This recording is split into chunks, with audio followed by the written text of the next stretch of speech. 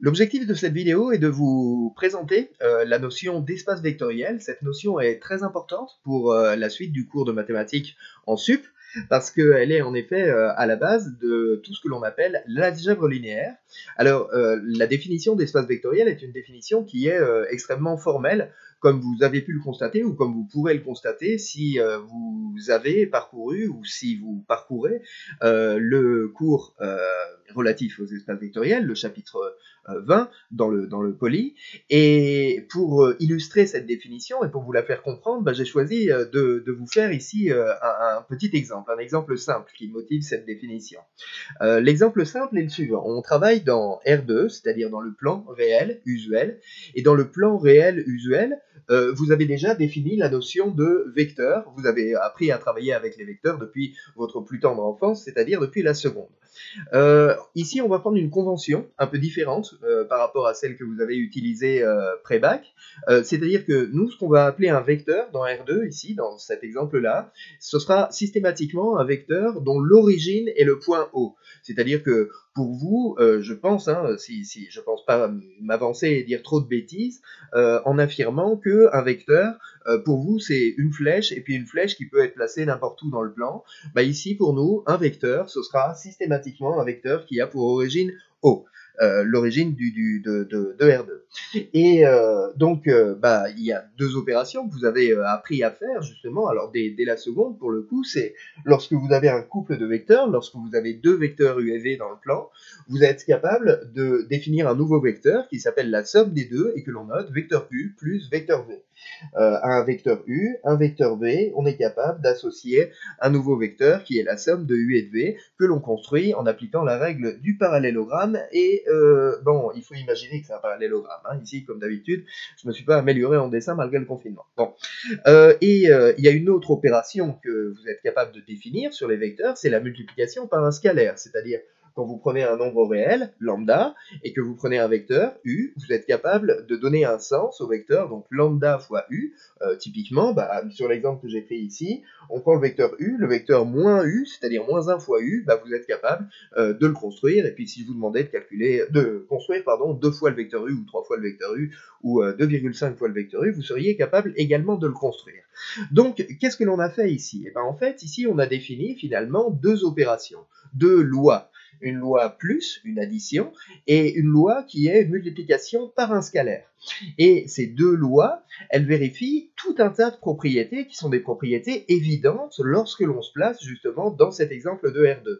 Alors, on ne va pas toutes les lister parce que ça serait un peu rébarbatif, mais par exemple, l'addition ici fait de R2 un groupe abélien, c'est-à-dire que R2 muni de la loi plus c'est un groupe abélien. Ça veut dire que l'addition est une loi de composition interne, la somme de deux vecteurs est encore un vecteur. Il existe un élément neutre qui est évidemment le vecteur nul. Tout vecteur admet un inverse pour la loi plus, qui est justement son opposé. Le vecteur u plus vecteur moins u, ça donne le vecteur nul, ça donne le neutre. Et pour terminer, j'aurais dû commencer par celle-ci, cette loi de composition interne, elle est associative, c'est-à-dire que quand vous faites u plus v, enfin vecteur u plus vecteur v plus vecteur w, vous pouvez mettre les parenthèses où vous voulez, vous allez toujours obtenir le même vecteur. Donc ça, c'est pour toutes les propriétés qui concernent la loi plus, l'addition sur les vecteurs, et qui sont des propriétés immédiates dans cet exemple-là. Et par ailleurs, la multiplication par un scalaire, alors elle va être compatible avec la loi plus dans le sens où, par exemple, lambda fois u plus v, vecteur u plus vecteur v, ça va être lambda fois le vecteur u plus lambda fois le vecteur v, donc il va y avoir une forme, entre guillemets, de distributivité de la multiplication par un scalaire par rapport à l'addition. Bon, il y a encore deux conditions bidons qu'on doit vérifier, c'est une fois le vecteur u, ça donne le vecteur u, 0 fois le vecteur u, ça donne le vecteur nul. Bien. Et donc, finalement, c'est toutes ces propriétés, donc premièrement, c'est ces deux lois, c'est-à-dire l'addition de deux vecteurs et la multiplication par un scalaire d'un vecteur, et les propriétés qui vont avec, c'est des propriétés qui pour vous sont très faciles à comprendre, très naturelles, et que vous maîtrisez d'ailleurs déjà, puisque vous avez eu l'occasion de les étudier pré-bac. Finalement, la notion d'espace vectoriel va être la généralisation de cet exemple de R2. Explicitement, ce qu'on va appeler un espace vectoriel, c'est un ensemble E, dans lequel on va être capable de définir deux lois, la loi plus et la multiplication par un scalaire.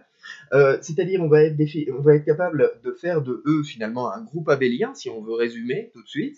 C'est-à-dire qu'on va être capable de définir donc une loi de composition interne qui a un couple d'éléments de E que l'on va noter provisoirement avec des flèches, associe un nouveau vecteur, c'est-à-dire un nouvel élément de E, et une loi qui va être pas une loi de composition interne, mais une loi donc qui va être une application qui est associée à un couple constitué d'un scalaire, lambda, et d'un élément de E qu'on va noter U avec une flèche et qu'on va appeler vecteur, un nouvel élément de E qu'on va appeler lambda U.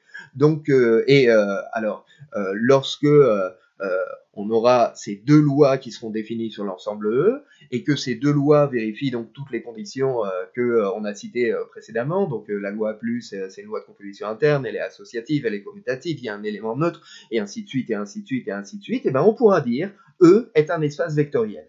Et donc maintenant, si vous prenez beaucoup de recul par rapport à ceci, vous avez juste à vous demander dans quels ensembles naturels que vous connaissez déjà êtes-vous capable de définir une loi plus et de définir ce que c'est que la multiplication par un scalaire d'un vecteur, de telle sorte que ces lois plus, la multiplication par un scalaire, vérifie donc la liste des propriétés triviales qu'on a citées au préalable. Et ben c'est valable justement, précisément, dans les polynômes. Dans k de x, vous êtes capable de définir ce que c'est que la somme de deux polynômes. Vous êtes capable de définir ce que c'est que le polynôme lambda p à partir du moment où vous avez une constante lambda et puis un polynôme p.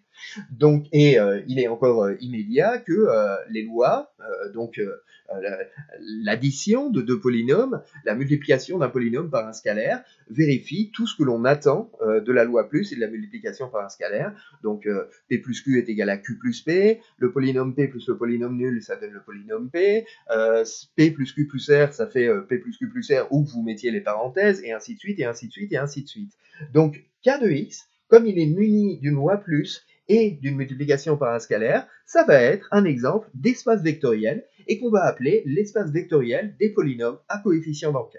Bon, alors je ne vais pas détailler autant tous les exemples suivants, mais évidemment, ça va fonctionner aussi avec R exposant n, c'est-à-dire avec l'ensemble des suites réelles. Quand vous avez deux éléments de R exposant n, deux suites réelles, vous êtes capable de définir ce que c'est que la somme de ces deux suites. Vous faites simplement la suite dont les termes sont un plus vn pour tout entier naturel n. Et puis vous êtes capable de définir ce que c'est que 2 fois la suite un ou 3 fois la suite un ou lambda fois la suite un.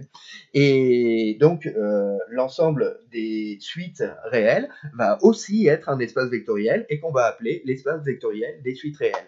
Idem avec les matrices. Ici j'ai pris Mn de R, c'est-à-dire l'ensemble des matrices carrées à n lignes et n colonnes à coefficient dans R. Quand vous avez deux matrices, deux telles matrices, vous êtes capable de définir leur somme, A plus B.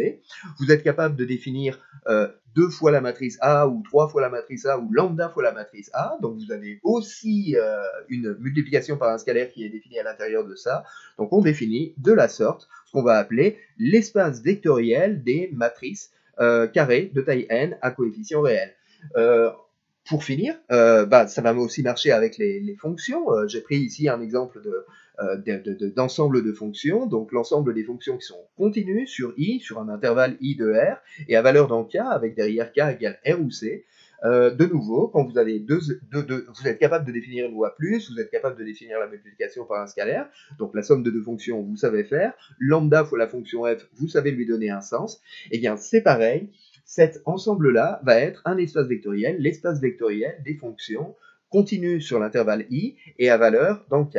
Donc finalement, vous avez un tas d'exemples qui sont issus de situations usuelles pour vous et qu'on a vu depuis le début de l'année, qui sont des situations naturellement où on travaille dans des espaces vectoriels, c'est-à-dire des ensembles dans lesquels on dispose d'une addition, d'une loi plus, et dans laquelle on dispose d'une multiplication par un scalaire.